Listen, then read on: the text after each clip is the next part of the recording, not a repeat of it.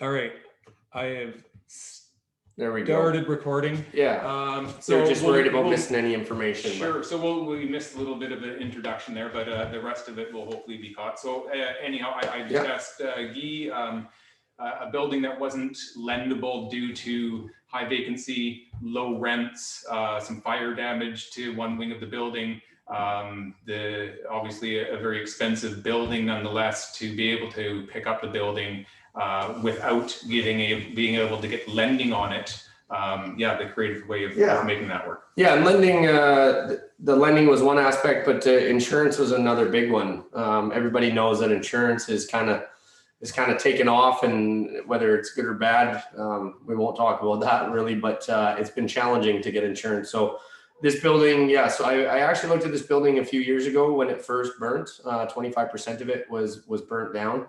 And I chose not to take the deal at that point. It was just too much, considering I was doing most of my projects in the Lower Mainland. But fast forward to last year, and I found out that no work had been done to it since then, since the day it was burned. The owner was trying to sell it, and I tried to approach him with a creative strategy at that point, but he didn't want to have anything to do with it. And actually, in all honesty, I offered a very creative strategy back in a few years ago when it first burnt too, and he didn't want to have anything to do with that. Basically said, show me the money or see you later. And so if that's, just a little lesson in never stop, right? Never stop trying. Because probably sent him, 4 offers, something like that, all with my really long description of why creative strategy would be perfect for this building, and yada yada yada. He didn't care. Yeah. He just wanted the money, and he didn't give 2 craps what I had to say about it. But fortunate enough for me, the timing was right. When COVID hit, that pretty much locked things down, as everybody knows, and it made it impossible for him to sell. Everybody was worried about the risk in the market. Everybody was worried about, whether anything was going to happen ever again, and we didn't know where it was. So, again, I contacted him and basically said, hey, look, your building is unlendable. It's uninsurable. That's why I can't buy it. Nobody's going to pay you cash for what he was asking. And he was asking definitely more than it was worth. Even if I had the cash, I wouldn't have paid him that amount. But basically I just, his challenge, so I assess the situation, and if we're talking about problem solving and creative strategies, the number one thing you have to do is kind of assess the problem. You got to see what is the problem, because if you can't identify what the problem is, well, then you have absolutely no idea what the solution is. And so identifying the problem for me, came in a couple strides, but he wanted to sell his building and couldn't. His price was too high. And then of course the unlendable and uninsurable aspect was a big one, and property management was getting way out of control. So we had a couple of people in here, a couple that had been here for 30 years taking care of the building. One of them was getting really bad health. They were not doing a very good job. Won't even get into that. Let's just say they were extremely subpar property managers that had absolutely no best interest of the owner at heart. So that was his main one. His property management was his main one, because we're talking about a guy who has oodles of money, didn't give 2 craps about my offer. He wanted 30 days subjects, 30-day closing, all cash, or don't talk to him. That's a very challenging guy to deal with, right? Or owner, guy or girl, pardon me. But basically, he didn't seem motivated, and he really wasn't. He wasn't motivated at all. And I was just like, how are you not motivated? Like, you've got all of these problems. And he's like, I got no problems. Like, I don't need the money. He's 89 years old. So it was like, okay, so where is the problem here? And I kept searching and searching. And then finally, he told me, he's like, I don't have anybody watching my building. And that was his big problem. He said, I don't have people I can trust in there. I don't have a property manager. So I said, okay. So after COVID hit, and I told him, I said, look, he told me, he's like, Guy, you either make me an offer, or my lawyers are telling me to go get a property manager and replace the current ones. And I said, don't do that. I said, that's the worst thing you can do.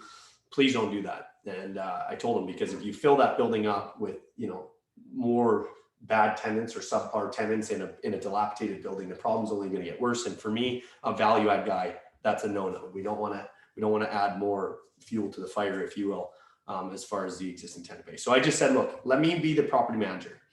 And he said, well, what do you mean? I said, let me go there and manage your building for you. I said, I'll go there for free. It was basically free. I asked for a nominal fee to like pay for my expenses, but basically free. But I told him, I said, look, you're going to have to hire someone to take over control of a very, very challenging building in a very challenging situation. You want to sell it, but you can't because no one will buy it because nobody has the information that they need in order to make an educated decision, i.e. the construction cost, the situation with property managers, the vacancy rates, the value of the restoration, like so many things. And he had absolutely no idea. So I said, let me go and manage your building for you. I'll get your building whipped into shape. I will identify what the problems are. I will also work on a budget and put together a construction analysis for what it would cost to restore your building. I said, and then I will have the information to make you a legitimate offer. Because I said, even if I had the money, I can't make you a legitimate offer without doing an extensive amount of due diligence, which I would normally have to pay for, as would you. So if you had an opportunity to go and do due diligence, let's call it for free, or paid for by the owner, or just not paid for by you, it's a very good situation to at least identify whether size of this project would be worth moving forward. The last thing you want to do is get into a challenging situation, making a whole bunch of guesses and wind up on the wrong side of that coin. And I've been there, trust me. I've been there before, and it's not a pleasant situation. So my experience brought me around to say, look, let's identify this. Anyway, long story short, after that really long story, he said, okay. He said, I'll give you the opportunity. And last May, end of April, he said, okay. I signed a property management agreement, which with him was just basically a handshake. And I came over to Duncan, and that's what I started doing. I started taking a look at the deal from the inside out. Yeah, excellent. And then the actual offer to purchase the property is an agreement for sale. So obviously, it's impossible to purchase the property without the money to buy him out, and the banks won't lend the money. So an agreement for sale, for those of you that aren't familiar, is just an agreement set today with the terms set in the future. So you agree upon a price, you agree upon the closing date, all of the subjects are in 2 years' time. So you will be, in theory, closing approximately 2 years after you get it under contract, the agreement for sales in place. So again, that's just a creative strategy when you can't get lending for the building and you don't have the cash to buy the building. It's an opportunity to delay the purchase. So in 2 years' time, how are you going to come up with the money at that point to buy the property? Well, to me, that's the easy part. It's just a math equation because so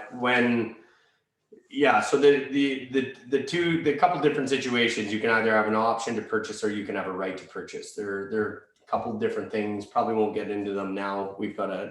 I've done a video on that before, so we could get a little more dialed into that. But an agreement to sale, good way to put it, is basically that. So we've set the bar today at what the current value is. Now, like I said, he wanted the moon as far as price goes. It was worth almost nothing as far as he was concerned. And I knew he wasn't going to go here. And he knew he was never going to get here. That became pretty apparent. So how I was able to get the agreement to sale, and you're never going to get an agreement to sale and a whole bunch of flexible terms and options at this rock bottom floor price. If you do, fantastic, you got a unicorn, run with it. But traditionally, it's you either get price or you get terms. Everybody knows that. If you get both, fantastic. But typically, you kind of want to focus on the fact that you're only going to get one. So which one's more important? For me, price was not necessarily the issue because I wasn't fighting over what it's worth today. I'm fighting for the right to purchase it because I'm going to be able to get the price at a higher value tomorrow, or get the building worth a higher value tomorrow. So how that works is I set the price today and I say, okay, I'm going to agree to pay this much money. I'm going to go and renovate your building, or I want the right to renovate your building. So allow me to do all of the work needed to get the building into stabilized condition. And then at the end of the day, I'm going to be able to refinance the building at the new set value, refinance or use the refinance proceeds to hopefully, if I do my job well and we're successful, we can pay back the vendor for the agreed cost of the building today, the construction costs for what it's going to take to get it there, and then all of the interest and closing costs that go along with it. And that's really all it comes down to. So my decision today is based on a math formula that I know through experience the banks are very likely to give me when we're done working on the building. So the two things I have to control, or the two things that are mainly in my control, one is the cost of construction, and number two is the net operating income of the building. Those are the only two things that really matter when it comes down to me being successful at the end of this deal or not. And so if I've done, like I say, if I've done my job well enough and we increase the value of the building and I'm able to pay out all that cost of the building, great. If I don't do my job well, or there's something that happens unforeseeable that skyrockets the construction costs and the value of the building exceeds what I'm willing or able to pay, then I lose my option to purchase and he winds up with a renovated building. So the two terms, the construction cost and the net operating income when the building's completed, pretty hard to go and get a mortgage or a loan for, you mentioned an $8 million rehab project. Usually banks are not going to lend that money on a building you don't own. So how did you solve that problem? Well, I asked the owner. We typically get a construction mortgage. So with all of our investments, that's what we've done. We've gotten a construction mortgage, just like building a house, renovating an apartment, building an apartment. And they base it on the same thing. They'll go, okay, Guy, what's it going to be worth at the end of the day? And I say, it's going to be worth this much, and here's why. And they're like, okay, so if you're going to have a building worth this much, we're going to lend you this much, here you go. And they give it to me at the beginning, and I buy out the owner, or I pay the owner, he gets his money, and then I do my construction and we work with that. In this particular case, we didn't have anything to leverage against. We weren't using the bank. I was using the owner. And so in order for me to get a loan on this building, I would have had to have gone to, get mezzanine mortgage or secure the money against another asset. But at the end of the day, I don't own the asset. And so for me to go and put my money into the deal, what it would have done is I would have been okay with that. But what it would have done is it would have reduced the price I was willing to pay. And so that, again, price or terms, right? So when I asked the owner, I said, look, I want your building's worth this. He told me to F off. And I said, I know you're going to say that. This is what you're asking, and F off, because it's too high. But I said, here's the deal. I said, I can pay this much. And it was a lot more than the building was worth, by about $3 million more. And people were like, why would you do that? It's crazy. And the reason is because I went to him and I said, look, I can pay this much. But the only way I can do that is if you lend me the money. Then I don't have to go and give up a humongous percentage to investors. I don't have to go to the banks and pay an obscene interest rate on the money for 2 years. And I don't have to over leverage the asset per se. And at the end of the day, it's still his building. And so if I don't execute on the deal, he benefits from all of the work that I'm going to do. So I was able to prove, I had a very, very good friend refer this deal to me. Very good partner, very good business friend. So the personal relationship helped a great deal. But I say that because it just got me the introduction. The rest was business. This guy didn't care about the relationship or anything. He wanted to know that I was going to be able to perform the construction.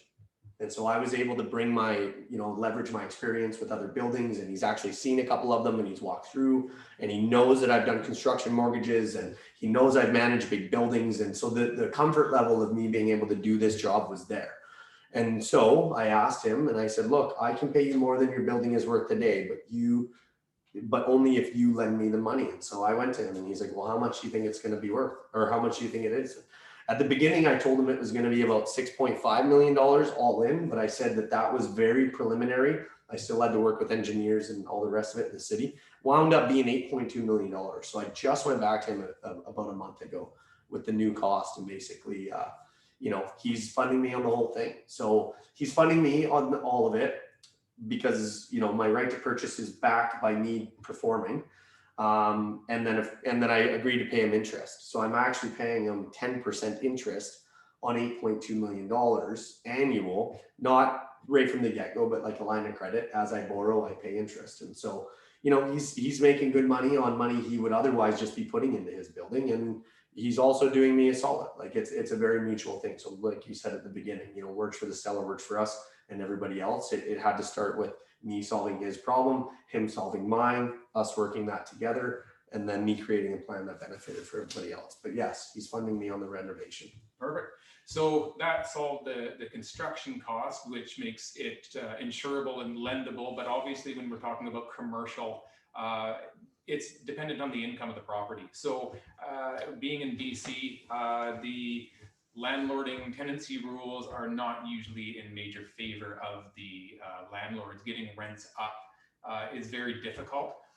It's devalued a lot of buildings because people that mom and pops that have owned buildings for the last 20 years and they're at half of market rent, when they go to sell that building, it's not lendable based on what the value of the building actually is, because the lenders are going to base what they're willing to lend on the income. And if it's underperforming and the banks know that there's no way for you to get the rents up, they're not going to lend on that property near what the value of the building is. So again, this is another creative strategy that you came up with to get the tenants to essentially agree to have their rents increased. And this is, I've listened to a lot of podcasts and read a lot of books about investing, and this is actually the first time I had ever even heard of this. And it seems like a very simple concept now, but a light bulb went on. And again, this is something that can apply to a 126 unit apartment building or a house. So what did you do to get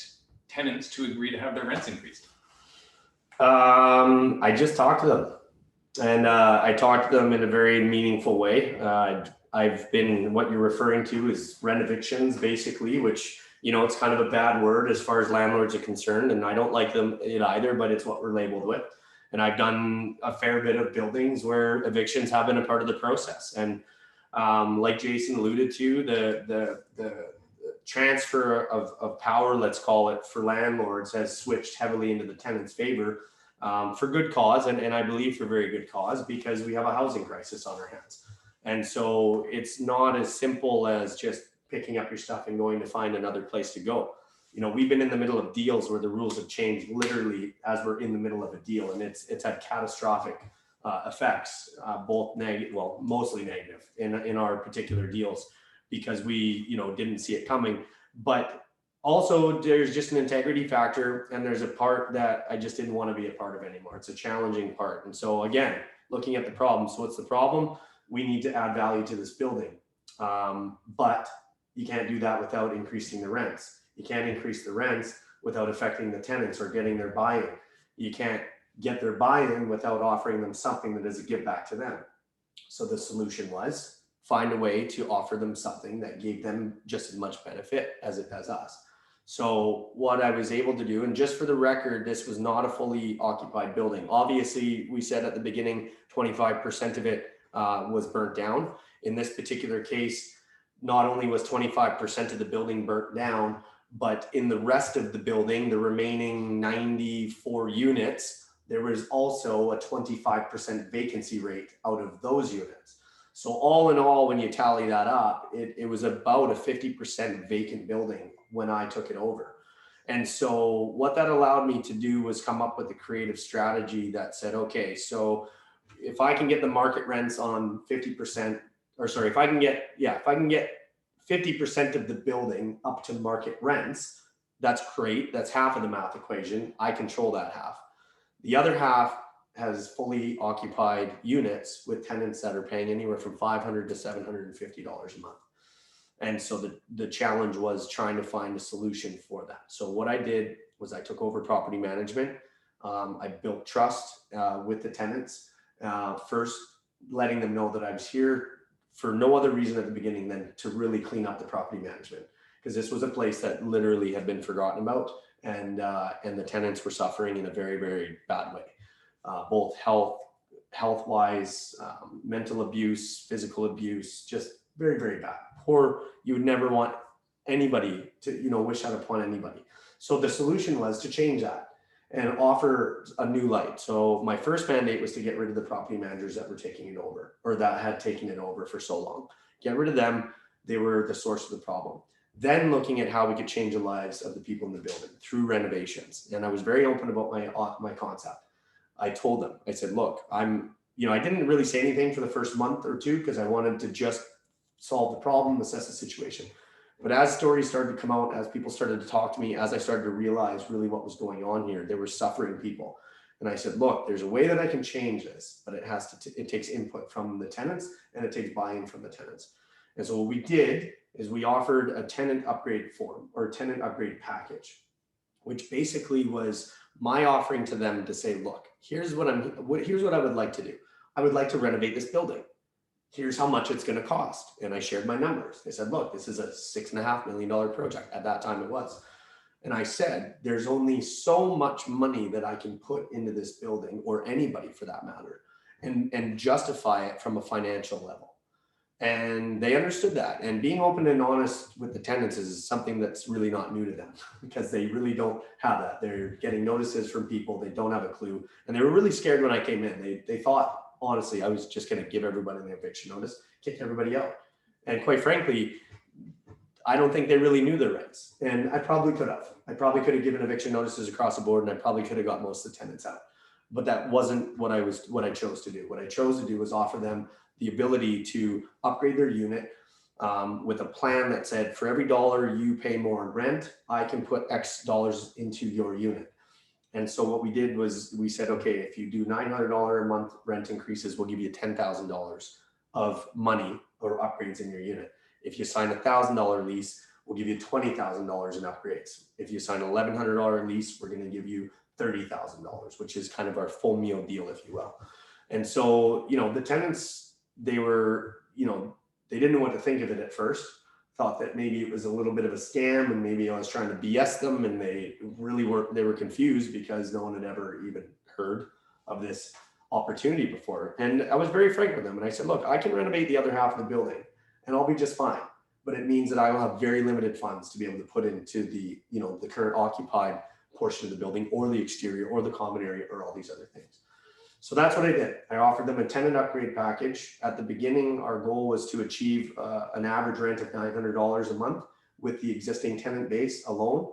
We're currently at about a 75% success rate on getting tenants to agree to the upgrades.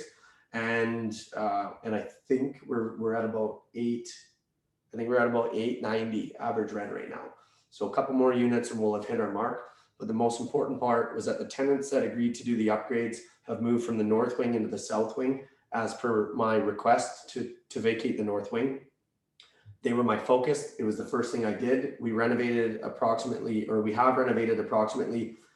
38 units out of the 60 in the south wing, and all for the tenants that had agreed to do the upgrade package in advance of them moving into their new units. Completely transformed their life, completely changed their perspective on life, changed their confidence on living in this building. And for everybody else, they're like, oh, what happens if I don't take your upgrade package? You're going to kick me out? And we said, absolutely not.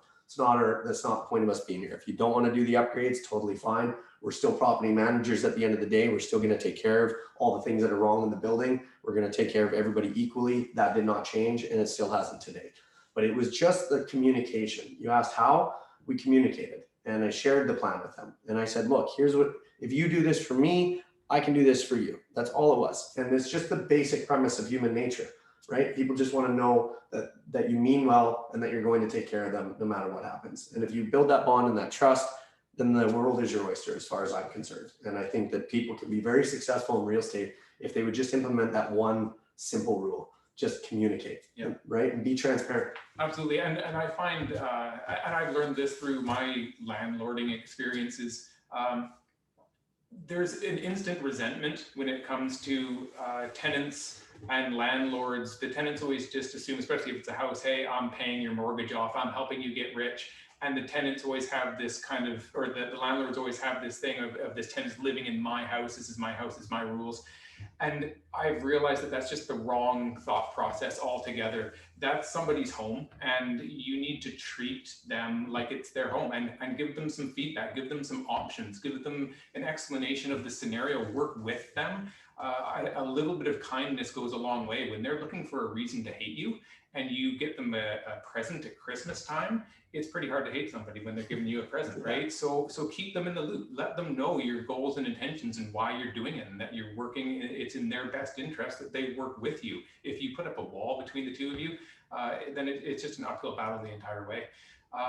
And you guys introduced me to a program called Safer that I was completely unaware of.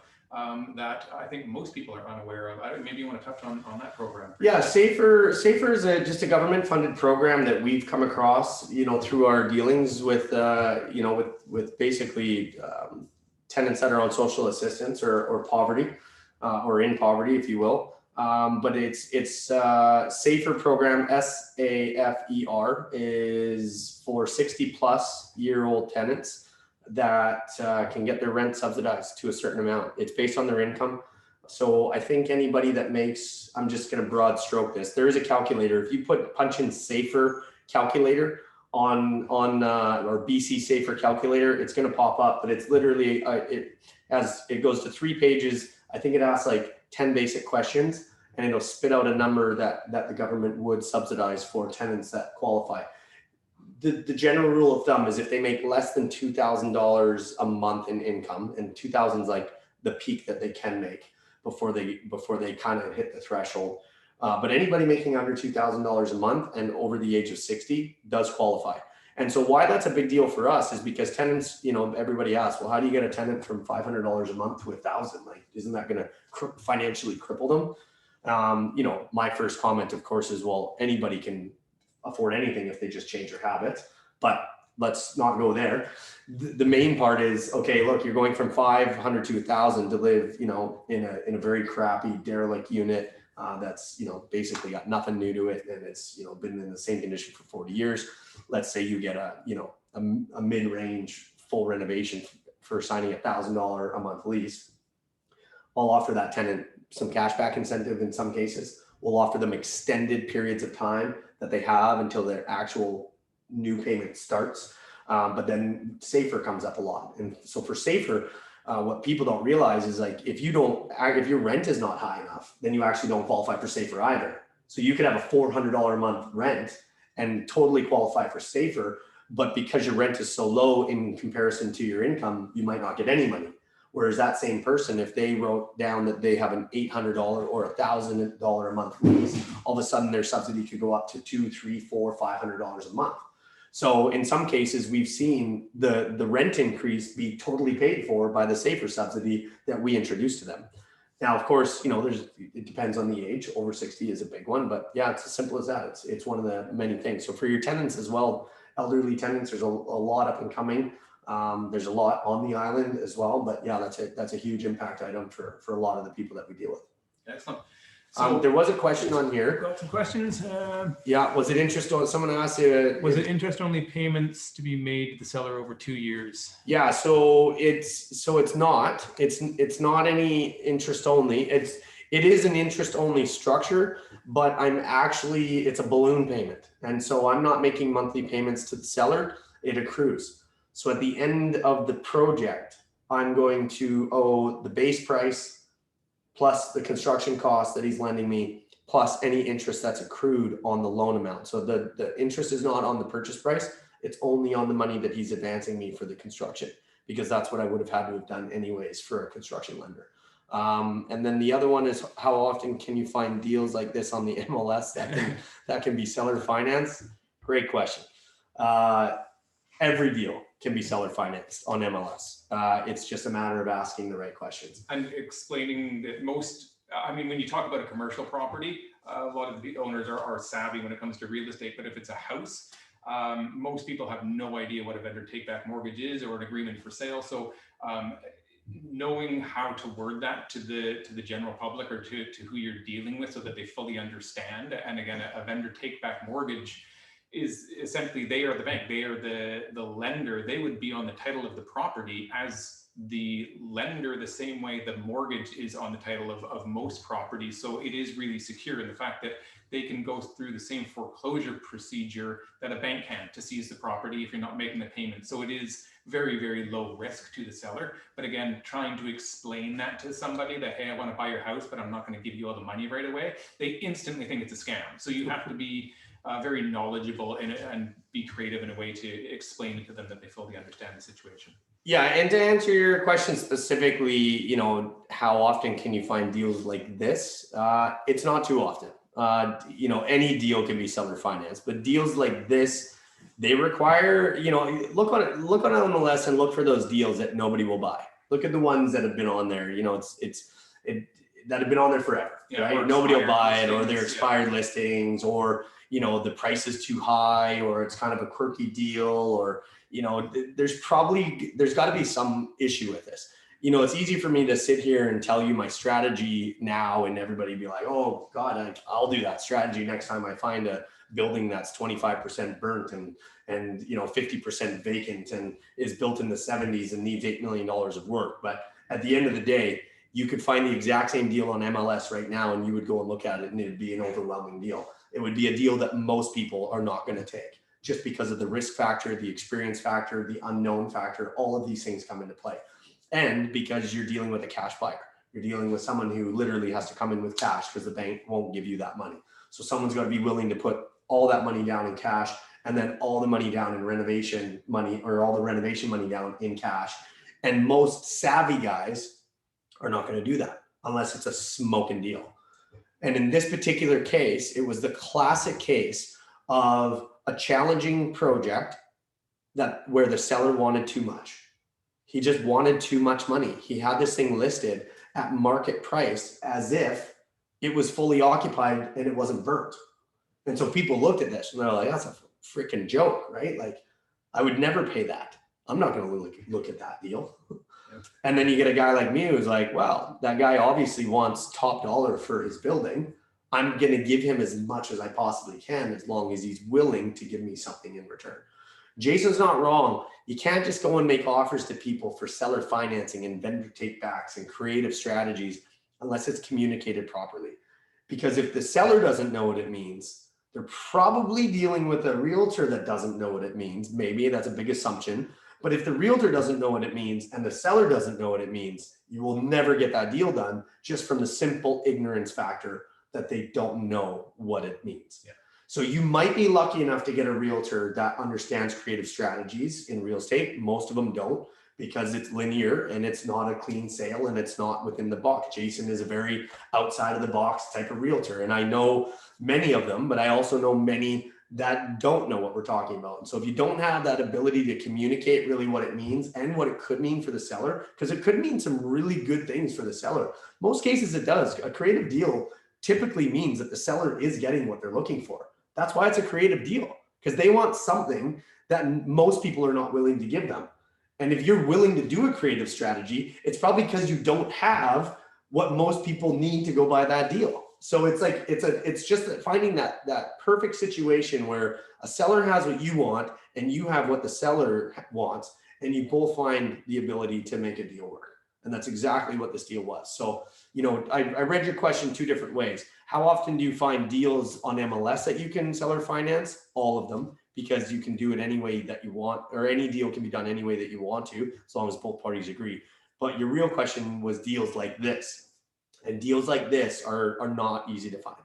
You got to turn over rocks. You got to dig. You got to know your area. You got to understand everything that's going on around that deal, so that when you do find that deal, you know it's a good deal.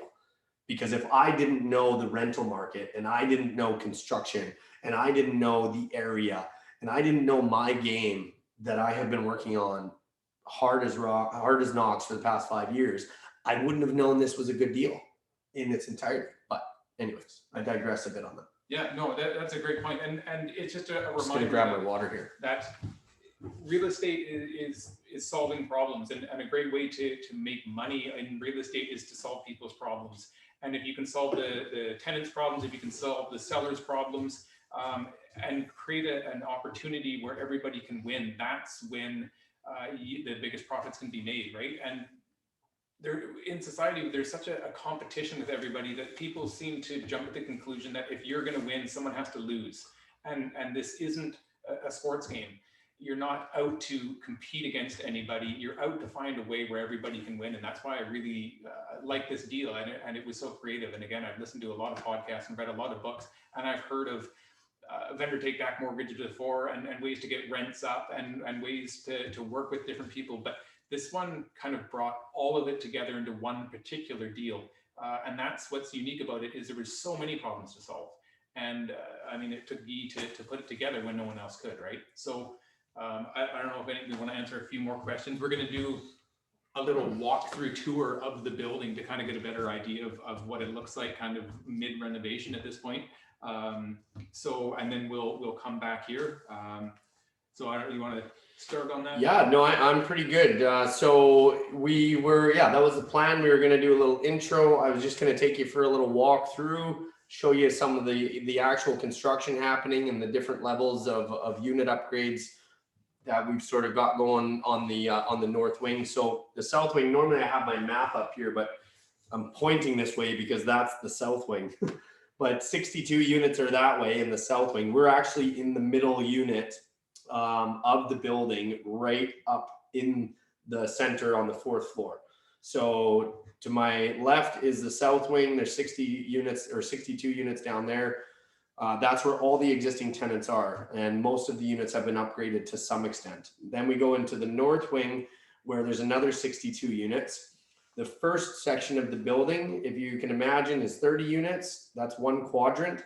That's what we call North Central. And then the second half of the north wing is what burnt down. So the south wing, we won't go through, we won't show you. It's like I said, it's fully tenanted. We've got a couple of units that are just going to give you the same indication of construction that we're doing on the north end, but you guys will really get to see the scope. We do have one there. The question, can you only get construction loans from the banks when you are the owner of the construction company, or if you buy land and want to build a house, are you able to get a mortgage with terms of construction rules? Yeah, so you don't need to be the construction company to get the construction loan. It's the owner of the property that gets the construction loan. The reason a construction loan is so difficult on this building was, again, Top-Down Investments doesn't own this building yet. It's an agreement for sale. So the banks don't want to lend money to somebody to fix up a building that they don't own. So that's why the construction loan coming from the seller of the property was so important on this particular deal. But yeah, typically it's the owner of the property that gets the construction loan, and they obviously want to see all of the blueprints and all of the details of the construction before they're willing to lend on it. Yeah, and just to maybe make sure I'm answering that, or we are answering it properly, can you only get the construction loans from the banks when you are the owner of the construction company? That is not the case. So the owner of the property, as Jason alluded to, now that's not entirely true as well, because I could go and get a construction loan. So I'm like Jason said, I'm like wearing all the hats in this deal. So it's confusing when I talk about it, even with the whole team, because I'm like all levels. I'm sort of the investor, I'm the property manager, I'm the construction manager, I'm technically the owner with the right to sell. But I could go and get a construction loan for this particular deal. It's just that I would have to have something to give the banks as collateral. So that's what they're looking for. Anytime you get a loan, you need something as collateral. Typically, when you're doing a construction loan on an asset, that's where the leverage resides. So that's what they're going to secure their loan against. But if I have enough money, enough assets to go to the bank and make them comfortable, they'll give me a construction loan for this property, even if I don't own it, as long as I secure it against a whole bunch of other assets or one asset that covers the loan. And that's the scenario for any loan. You're going to get anybody to give you money as long as you have something to secure it against. So this particular deal, I don't have $8.2 million of clear assets that are not heavily involved with other partners for me to be able to go and secure this loan. And that's what I told the owner. I said, you're going to have to put this money into the building no matter what. Wouldn't you rather put it in on my behalf and me paying you interest on that money with the guaranteed buyback at the end of the day? That's what we were able to do. But I am the owner. I am doing the construction on this, but that's what the other part was. I don't have to be the contractor either. So I can hire a contractor. I can get the construction loan and hire all of the work out. I don't have to lift my finger to do any of the construction aspects either. In this particular case, I am doing the construction as well, but you don't have to be. So you can pretty much write it any way you want it. And that's what I love about real estate. You can be as creative as possible, as the world desires. You can kind of make it up. So anyway, we're going to go walk through. Let's go look at some units, and I'll kind of give you guys a rundown on what's happening, and we'll circle back with some more questions. I'm going to hand it off to Aiden, and we're going to walk through his phone. You're welcome, by the way. you were saying thank you. All right, and you're the host now.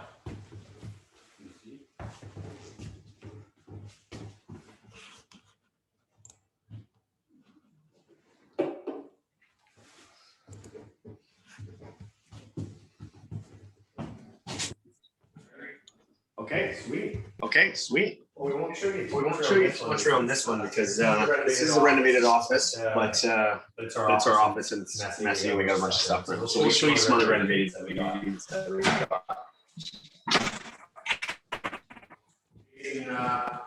Jason, probably take a lead with me. Maybe got something up. Yeah. Okay.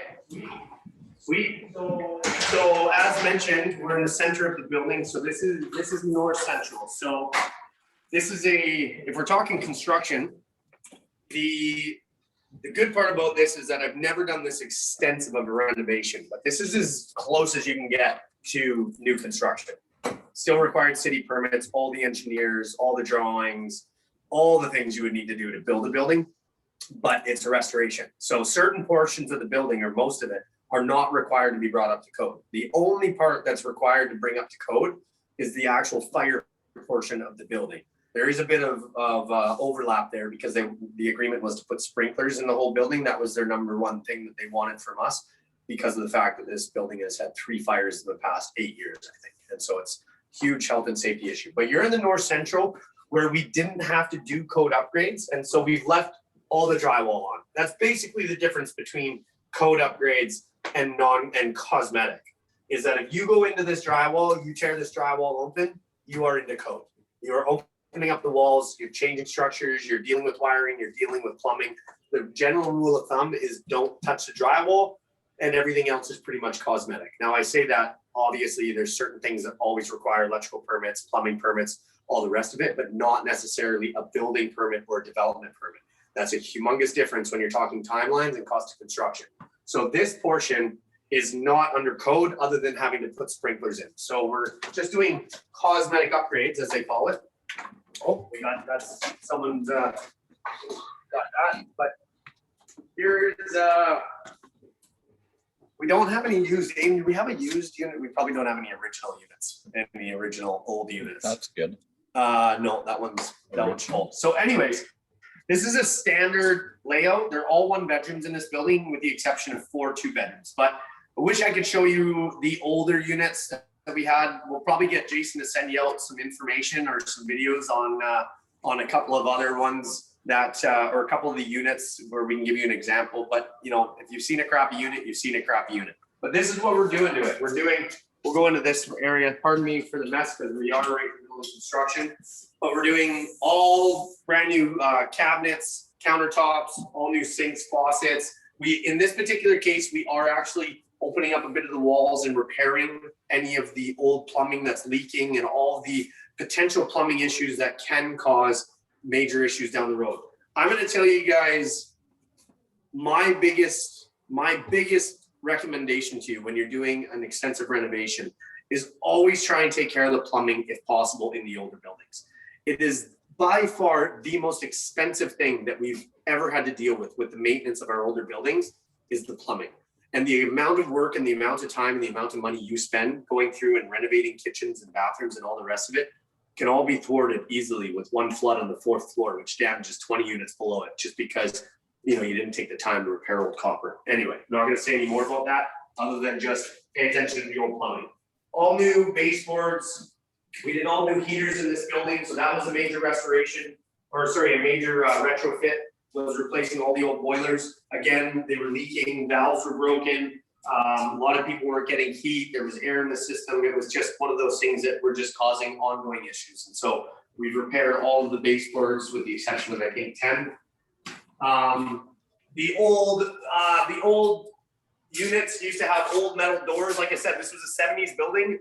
We probably had about 50% of the units in this building that literally had never been touched since the day it was built. But they had metal doors all the way to the ceilings, and so we built these headers down. We dropped the headers to modernize them and put the proper bifold doors in. What we are doing as well, typically in the older units, is we would put the laundry in the closet. That's how we do the retro. in all of our buildings. This unit, not so much, because in all of these north central units, or all the north clean units, we're actually putting them in the kitchen. But for those of you who don't know about them, there's all-in-one washing or washer and dryer machines. LG makes them, and so does a new manufacturer called Combi we just started using. But it's the size of a dishwasher. It does washing and drying all in the same machine. And we tuck it into the closet of the bedroom because that's the wet walls of the bathroom. So if you punch a hole right through there, you can tap it in just like a dishwasher, and they're really high efficiency, and they don't overload the plumbing system, which if you got regular plumbing in, you'd have to get code and you'd have to rate your plumbing stacks, and they typically don't meet code. You have to run 240, it's a nightmare. Those washer dryer units are 110, they're ventless, and you don't have to record them as being extra weight on your plumbing system because of the amount of water that it all cuts. So we're doing all new electrical panels in this area of the building as well. You come into the kitchen or the bathroom. Oh, we don't have any lights in here. Pardon me, this is a bad example, but we'll go to another one and find another one. But we're doing all new tub surrounds, all new bathroom finishes. Also replacing any of the doors. So this has had, like I said, it's had multiple fires before. This was an example of a unit that the door was already replaced. This is a door that we replaced because it had the old wood grain lacquer finishes, which you can't paint, so you can't match them to anything. So that's why we have different doors on here. But just a little comment about that. Let's see if we've got, there we go. There's some power in here, although it's a bit dirty, but we put in these big cabinets. A lot of the units in the older buildings, they just don't have a lot of storage. And so storage is like a big thing. So we put in these big cabinets to just increase the storage capacity. Otherwise, it's just the old school, extended countertop with that vacant area underneath, which is really unusable. And then of course, nobody needs that much counter space. We've got these tub surrounds that we put in here, which are 4-piece. So they're nice and easy retro, but they're super durable. They're long lasting. They're easy to clean. They're much cheaper than tile. They're easy to install. And of course, they actually have a really nice finish to them. And then we just do a little tile around the edges, and we call it a day. So here's an example of exactly what we're talking about. In here, we've got 2 spots in here. It's not 2 dishwashers. It's actually for where we put the washer and dryer units now. Super convenient. It's located in the kitchen. So you got your dishwasher on one side, you get your washer and dryer on the other. Like I said, it's a great way to go. It's how Europe's been doing it for years. So you can take a page out of their book. Jason, you got any questions as we're kind of walking through it? Sort of up to you, or if you want me to just keep going. I think let's keep going. You're answering all the questions so far. Sweet. So we can only walk through so many units. There's not really much to show you. There's 30 units just like that being done. This 4th floor, we're just waiting for appliances and then some extra trim. The 3rd floor is already complete. 2nd and 1st are on their way. And then we're going to be heading into this section here, which is called North. We call this North Fire. And this is an area of the building where we don't need a key. So this board, actually, if you see here, I'm going to get really, I'm going to get detailed on the construction. I don't know how much you guys really want to know or need to know, but if you notice here, this particle or this sort of OSB board is called Donna Kana, and it's never supposed to be used as flooring, but it was. And so in the floor, that's grandfathered. We don't need to do anything there. That's what it was. But this is the code section. So with this particular floor, we had to tear it out and we replaced the subfloor in its entirety. So this entire 4th floor has all got brand new plywood all throughout.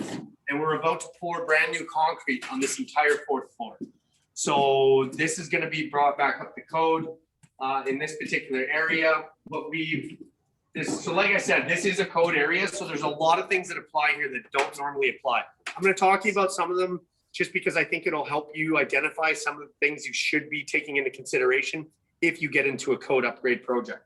So one major thing is always bathrooms. So if I can give you guys any kind of advice, like I said, the bathroom or the plumbing is kind of the major issue that we deal with in old buildings. But when you're doing a restoration on any kind of a building, any kind of a unit, if you take out the tub, you're into code, and you're into fire proofing, fire stopping code, which can really hurt if you're not prepared for it.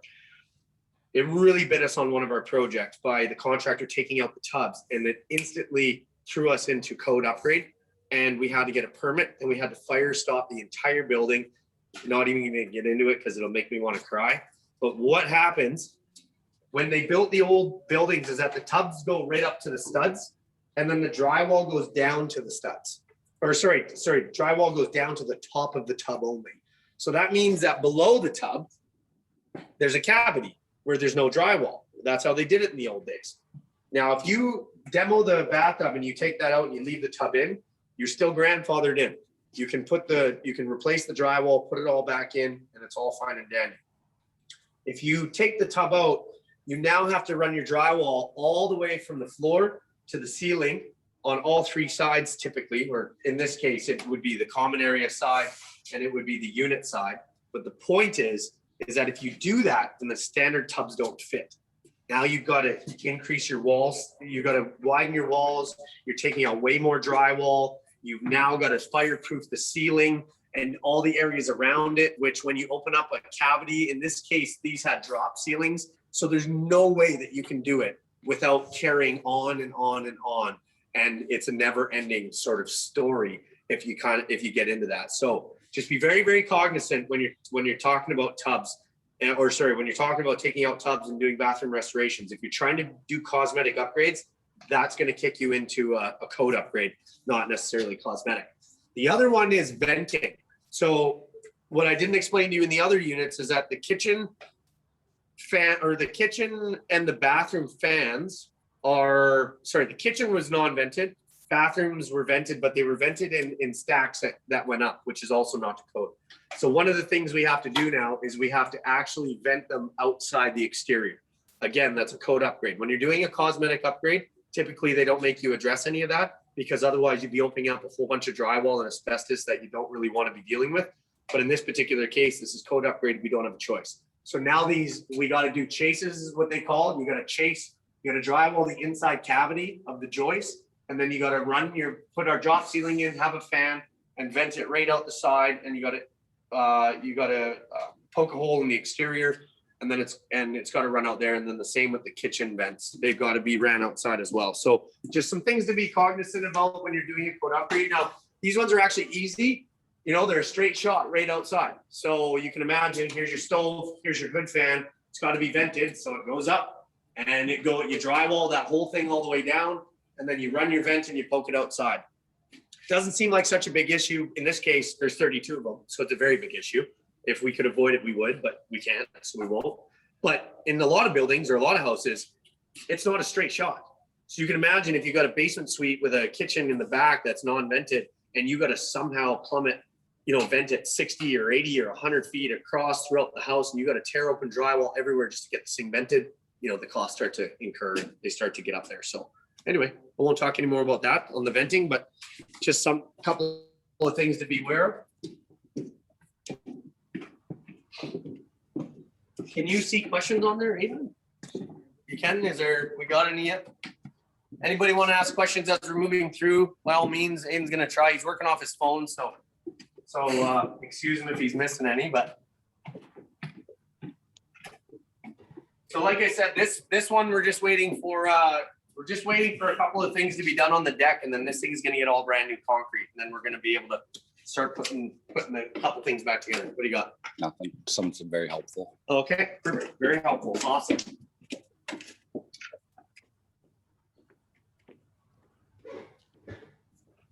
So what do we got here? So one of the things that you won't notice about the about the existing situation here is that a lot of these floor, because it's an older building, these joists have sagged. And so the flooring is sagged. So just word to the wise as far as flooring goes, what we found out is that because we installed a whole bunch of flooring in the south wing on floors that were out of tolerance by more than 1/8 of an inch, all of our flooring was void. We have no warranty on it, or the warranty was void flooring. So wasn't such a big deal in the south wing because we were just trying to get the upgrades done. But when you're doing a massive amount like this, it's just something that you really want to be aware of. We actually self-level, we're starting to self-level all of the units that we're doing work in so that you keep your warranty. Plus the maintenance goes way down. We're already getting flooring that's pulling up and chipping and doing that because it's in uneven floors. So floor prep, all that kind of stuff, super important. Now, Jason, I know that we didn't have Concrete or plywood, how thick? concrete or plywood, how thick? Concrete over pipe. That up top is 1.5 inches. So we've got, we were scheduled to have, or sorry, requested to have 3/4 inch ply with 1.5 inch topping. I think that because there was a change in thickness, I think we're doing like 1 3/4 topping on that on that 4th floor. How are we doing for time? Yeah, I think we're doing all right. Yeah, we're good with this. We're about an hour in, I think. Okay, good. Battery, 16%. Okay. FYI. Yeah, so all of this electrical will have to be redone in the unit. So the code didn't require us to replace the actual wires going from the meter to the units, most of them. But the wiring inside the units was no longer to code, so that's all got to be redone. We're replacing all the plumbing and all that stuff as well.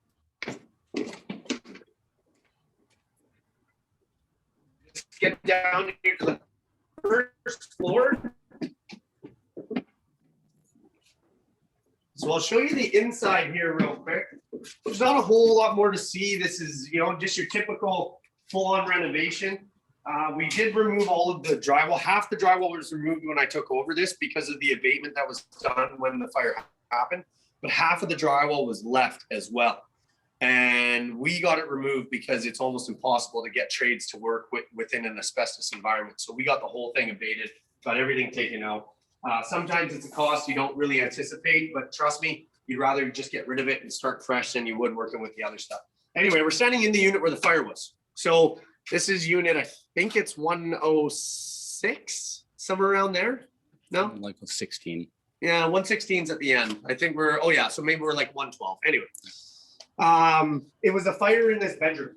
So the fire started in the bedroom, blew out the windows and the glass sliding windows and blew out the outside and tore up the balconies all the way to the roof, out the past the 4th floor into the roof, burnt half of the roof, and then spread within here. But the damage was pretty contained to this unit and the ones above it, except for the outside. And I'll take you for a little quick jaunt outside so that we can take a look at, you can see the magnitude of the damage.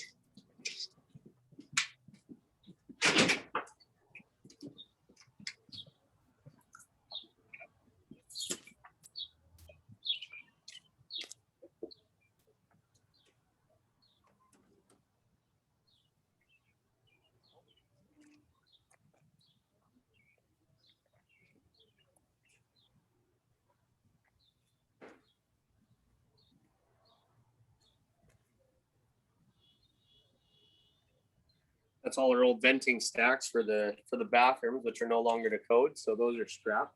But you can see right here. So this is where most of the damage was incurred from the entire fire. We've had the joist now completely replaced. So the structural remediation on the decks has basically been taken care of. But those 6 decks were totally charred, totally burnt. Of course, not useful. We had to replace all the joists going in. Got a very good contractor in doing that work as well, but they're finished and now it just goes to the inside as much as we can. So luckily the fire did not penetrate into most of the other units as they burnt up. It just went straight up the outside. Nobody was hurt in the fire, thank goodness. But there was not a lot of fire safety, which is why they're asking for sprinklers. So what we're also going to have to do is we're going to have to put in a brand new line. So right up here at the grass is where the city meter is. So we're gonna have, they're putting in a brand new line, or sorry, a brand new meter, and we're gonna be digging a trench all the way down the building to the back, just by those garbage cans. We're talking about 300 feet.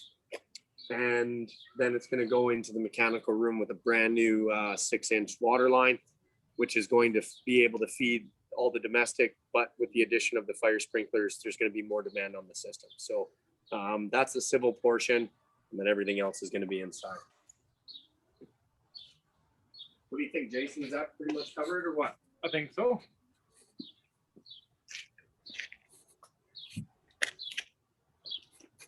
So when you're working on the buildings and you're working on value add and you're working on rents, of course, curb appeal is a major factor. And so that's what we're gonna have. That's what oh, turn. Sun, yeah, there we go. And so curb appeal is one of the biggest factors. And so of course the outside of the building is tired and it hasn't been upgraded in a long time. So we're gonna be doing some work to the outside, new doors and windows, new paint, etc., to try and increase the curb appeal and of course change the aesthetics of the building to help turn it into a new building. But we're gonna walk back to the office and we'll answer any questions that you guys have now.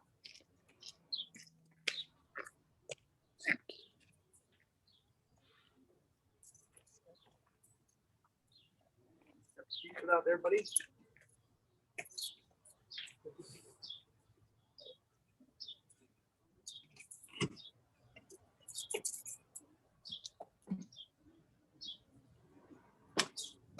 Might as well go this way.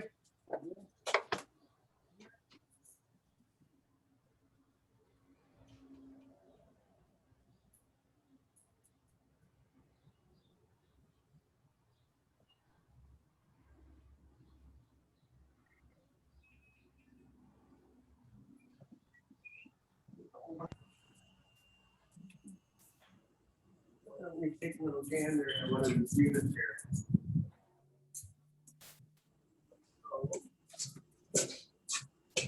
So this is the first. Utility meters. The utility meters. Is that a question or you're just telling me? No question. So separate utility meters, yes. So so I showed you guys the banisters, the heating banisters that we're replacing. That's because this building is on a central boiler system. That's for the existing portion of the building that is not being brought up to code. For the portion of the building, which is 32 units that is being brought up to code, there was enough electrical capacity within the electrical system to support switching from baseboard heat to electric heat, water heat to electric heat. So we are going to be putting in electric baseboards, which was already separately metered for the new units. Of course, it's a cost we can pass on to the tenants. Anytime you can do that, the better. What we're doing here is the ground floor. So we're in the ground floor of North Central, which is the least completed portion of this section of the building. But just to give you an idea, this is, a little bit of what was there and this old paint and, these old boards. And this, of course, has just been replaced. Unfortunately, I don't have anything older to show you, but all of this new backing was taken off. All of the plumbing was completely replaced as much as we could see. The whole idea was just to replace as much as we possibly could without going too far into the walls. Then we're re-insulating. We got approval from the city to not have to expand these walls and have the drywall go from the top to bottom because we talked to them before. Again, communication. I invited the inspector here and I said, look, we've got these old bathrooms that have no insulation in them. They're a fire hazard, they're a water hazard. We would like to make them better, but we don't want to open up any more work than we have to. So we said, what if we put rock salt insulation in the walls, we put a brand new tub in, we replace all the plumbing, and we drop our drywall down to the rim. He said, absolutely, love it. It's definitely safer than it was before. Oh yeah, and you're putting sprinklers in, so that makes sense too. So that worked. Here's some of that old flooring that was in here, but anyway, pretty typical old unit. Not much to see in here other than just a vacant building or a vacant unit before we go and work our magic and get this thing put together. But yeah, these are coming along pretty well. Yeah, exactly. So this is the old standpipe system. This is like fire hoses. They don't allow these anymore because they don't want people fighting their own fires. That's pretty much it. For all the fires in the building, someone has always tried to use this. But anyway, this is retro. We'll probably take this out, mount it in our office or something like that, because you won't see these anymore. But this is what's coming out. Of course, we're putting new sprinklers in, so everything would be much better.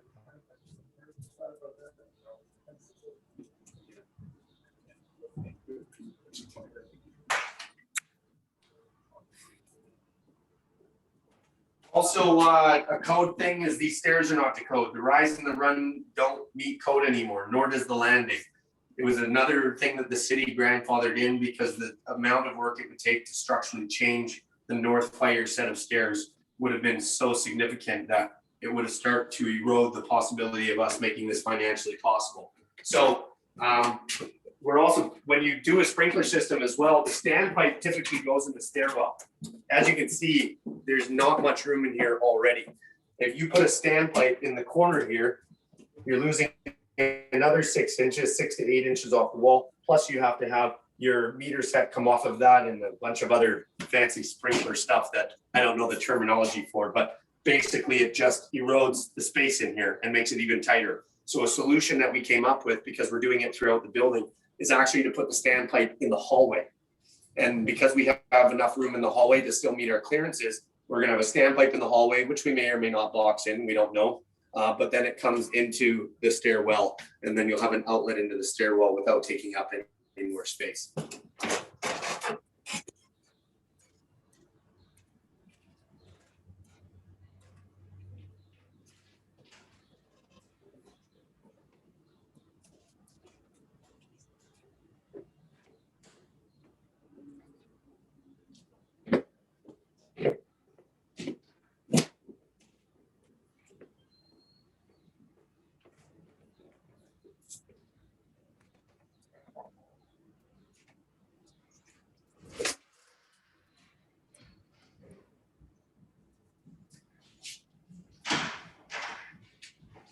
Wait for the key master here.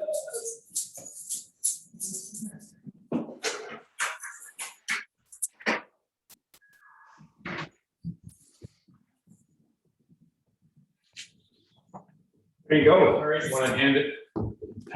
He's going to hand that back.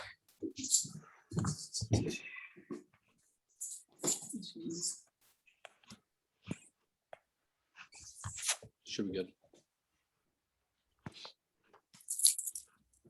All right, we're back here then. Perfect.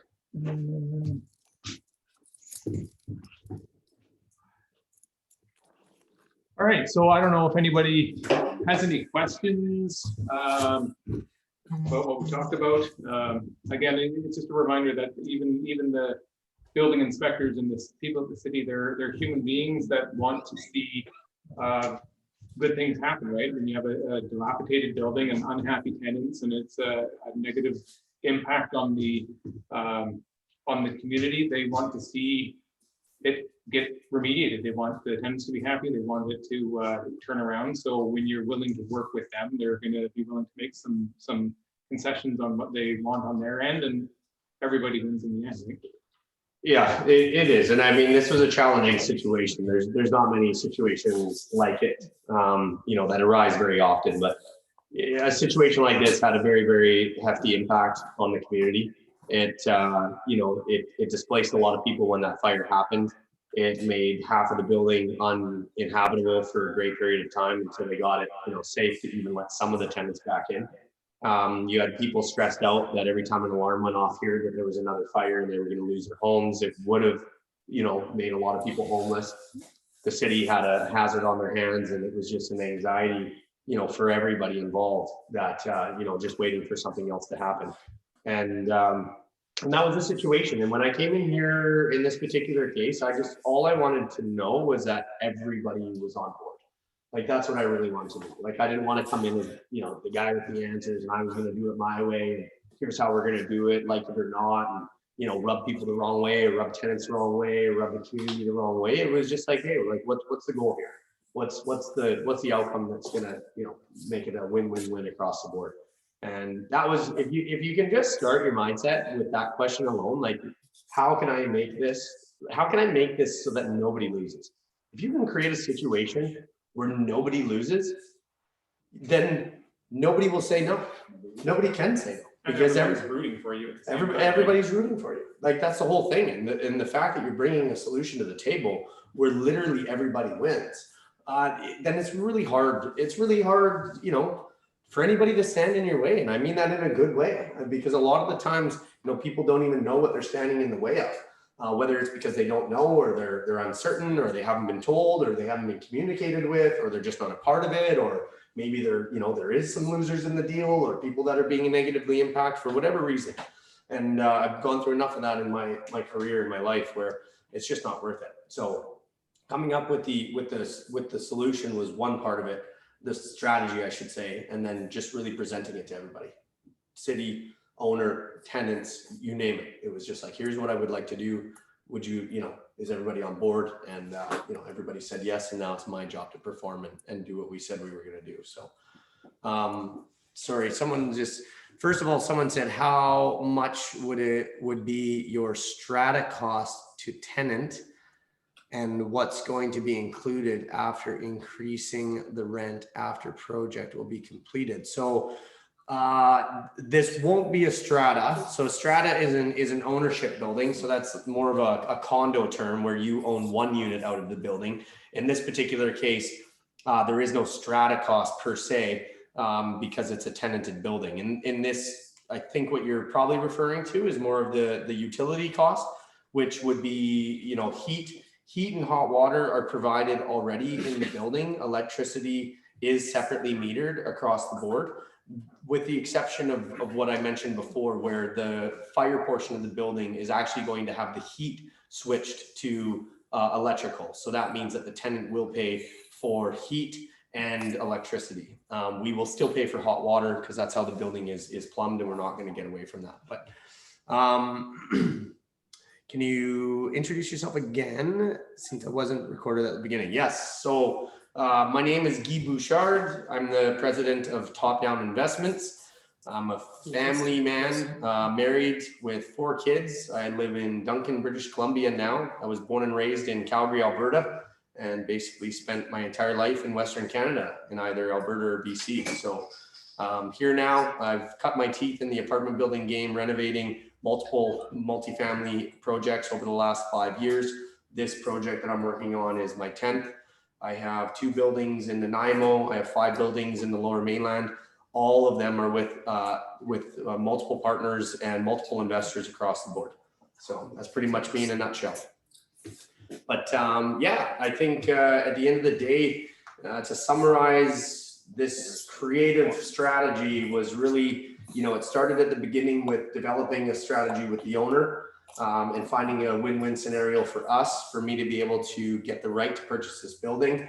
And then we, paired that up with a property management strategy, which was giving the tenants the option to choose a potential upgrade in exchange for rent increases above the allowable amount, which is fully within the regulation. If a tenant agrees and there's a mutual agreement, then you can do that. Of course, the creative strategy on how we were going to fund this construction and get this work completed. And then the creative approach of trying to find where it married up with the city and the development structure, and to be able to, at the end of it, have the ability to purchase the building back at the end of the day. So it was just all around creative deal, which, like you said, brought together all of my experience and all of the strategies that I have used previously, and also had never used before, and got this done. But we're far from done. This is just experience up to date. So this project, I was on site April of last year. Technically, I struck a deal with the owner in approximately August, which was after I was able to present all the information to him, and we were able to find a mutual agreement there. And we're technically about 6 to 8 months into what is going to be a full 2-year project by the time it's all said and done. So we've got a very busy year ahead of us, and we're looking forward to getting this thing wrapped up. But I hope you guys learned a couple things. And if you have any more questions, now would be the time. But of course, Jason, I'm sure we'll be able to get some questions answered for you after the fact as well. Sure. And one thing I wanted to point out on a project like this, obviously a lot of it transfers over into a single family home, but there are some major differences. There's obviously a lot of moving parts when it comes to a project this big, and making sure that all of those parts are going to fit together. If any one piece of this puzzle didn't work, the whole deal collapsed. So you don't want to get it under contract or have an agreement for sale in place, and then find out that the tenants aren't on board for an upgrade, or that the city's not on board for allowing you to do the remediation without a full code upgrade of the building. So all of those pieces have to happen. And in today's market, when it comes to single family homes, buying single family homes, the market is extremely fast. You almost need subject-free offers or very short subjects to get your financing figured out. Deals like this, there can be weeks or in this case months of due diligence before the deal can be put together, right? So again, you moved here in April, and it wasn't until August that the deal was put together. That's the kind of due diligence you need to do on a deal this big, because there's going to be a lot of moving parts, and any one of those could be catastrophic expense or failure, right? So just if you are new to the commercial end of investing or multifamily, that's probably the biggest difference I've really noticed in from single family into a larger commercial.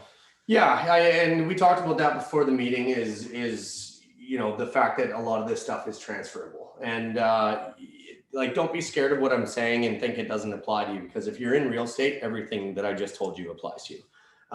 And he couldn't be more correct. I mean, I'm a big risk taker. Let's just throw it out there. Like, I take bigger risks than most people would even, think about doing in their entire life. But for me, that's just how I roll. But I do it based on my experience, and I do it based on my gut, and I do it based on the fact, that I've been through a lot that's gotten me here. But I came here in April without living here. I stayed in, my wife's cousin's house that lives right on the same block. And I worked my ass off 12 hours a day for those 3 months, determining whether it was a deal that I was willing to take a risk at.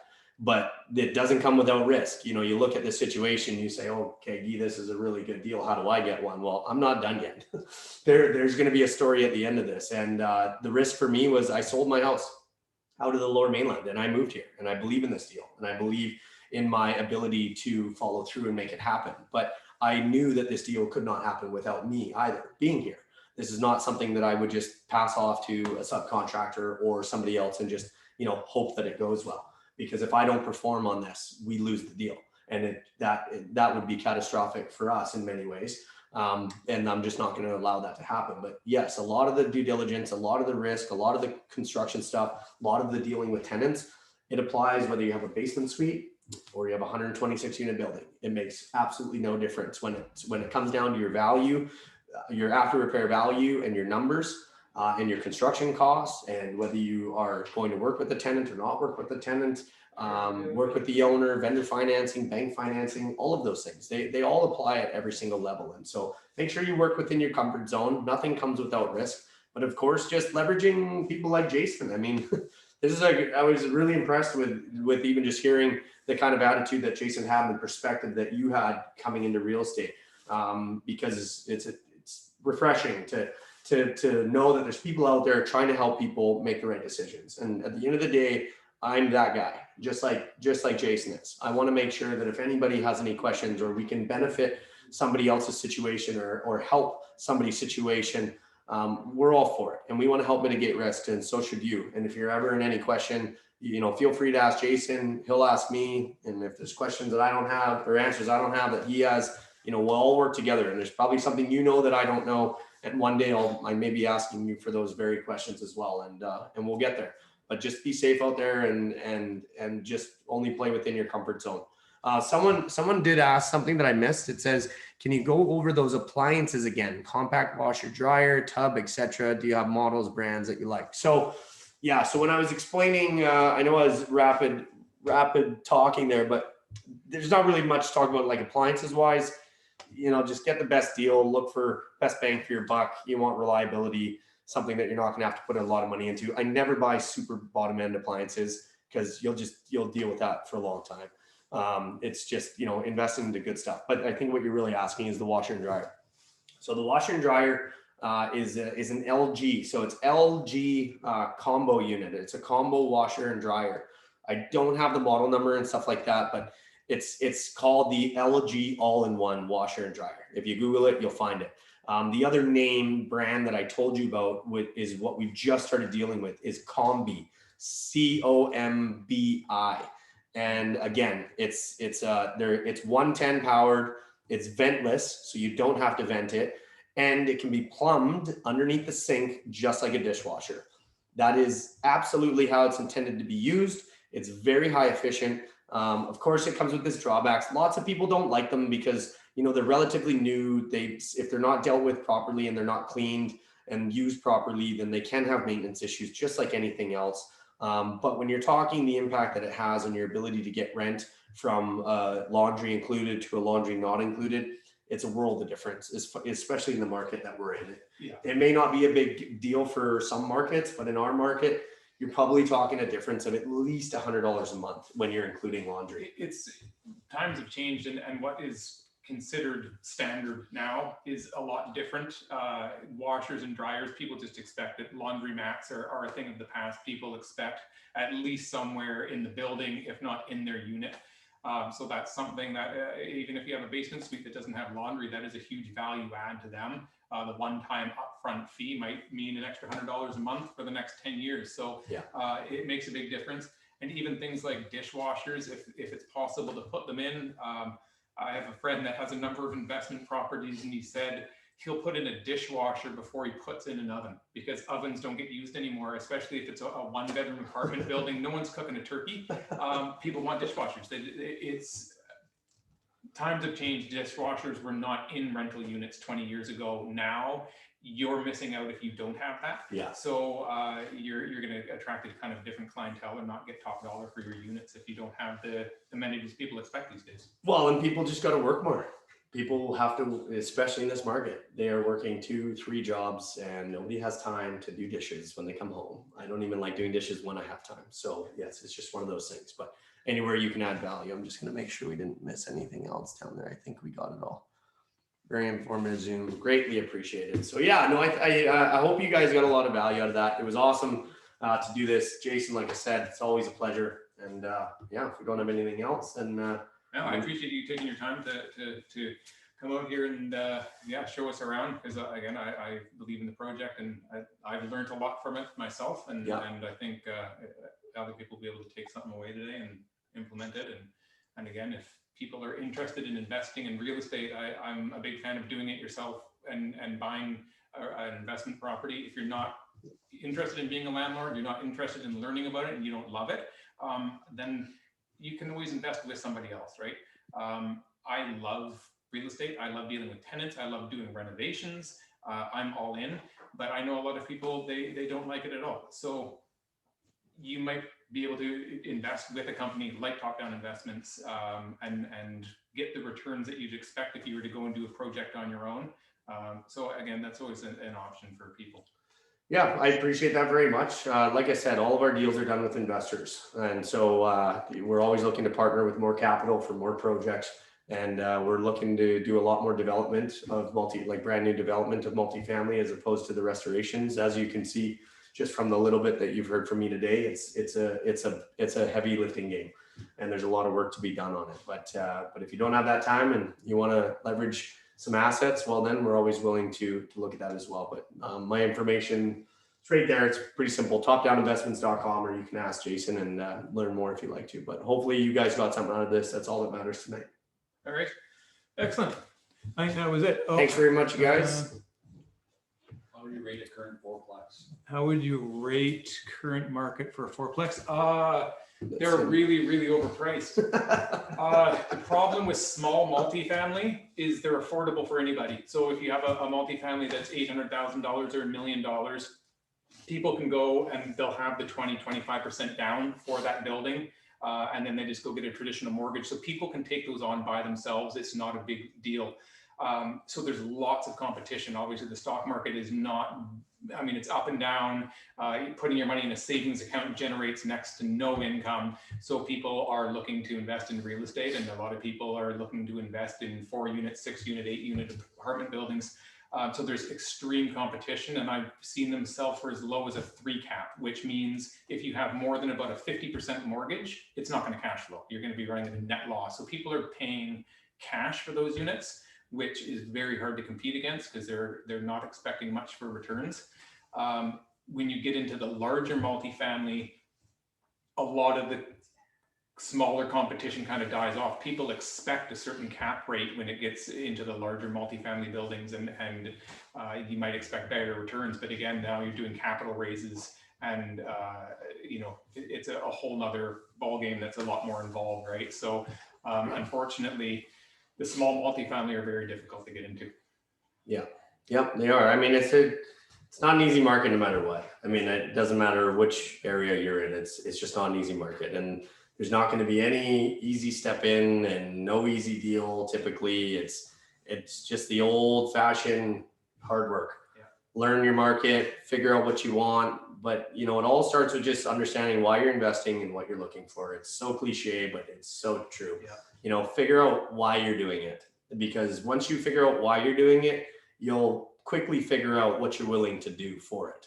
Absolutely. Right. And then that equation will help dictate sort of what you're going to want to invest in, whether it is a full-time job or just an armchair investment or something like that. But if you're full on and you want to go find deals and you want to invest your money and be the boots on the ground, just like we're talking about, it's not easy, and you just got to put in the hard work. And those who persist, and those who continue to look for what they're looking for and continue to find deals and continue to find ways to make money, it's going to come. And you just got to know your market. That's the best thing. So the best thing to do is just know your market, because like he said, it's very competitive. But when you find a fourplex for the right price and you know the market because you've been looking for a year, you're going to know it's a good deal and you're going to make an offer that day. Yes. You're not going to spend 2 weeks thinking about it and going to look at other things because you're uneasy because you didn't gather enough information. Then it's gone. And as Guy mentioned, there's risk associated with investing in real estate, obviously, but it's calculated risk, and know your numbers. And the more properties you look at and the more you run the numbers, the more you spot a deal. And I have a client that I've been working with that has been extremely diligent with checking the MLS listings every single day, running the numbers on comps all over the island. And she's managed to pick up 3 properties in the last month, one of them being a 6-plex in Port Alberni that is a totally turnkey, fully renovated, beautiful 6-plex that's going to cash flow significantly. We had to act very, very quickly. We went into multiple offers and we got it, but that was a turnkey, fully tenanted at market rent, fully renovated property that cash flow from the get-go. So they are out there, but she knew exactly what she was looking for, saw it, we wrote an offer on it, we bought it. You can't think about it. You can't look at something and then decide 2 weeks later that maybe you want to buy it. In this market, that's not really an option. Exactly. So yeah, know the market. Anyway, without further ado, I think that's all. And if you have any more questions, I'm always here. Sure. Excellent. You guys have a great night. Have a good one, everyone. Pleasure to meet you.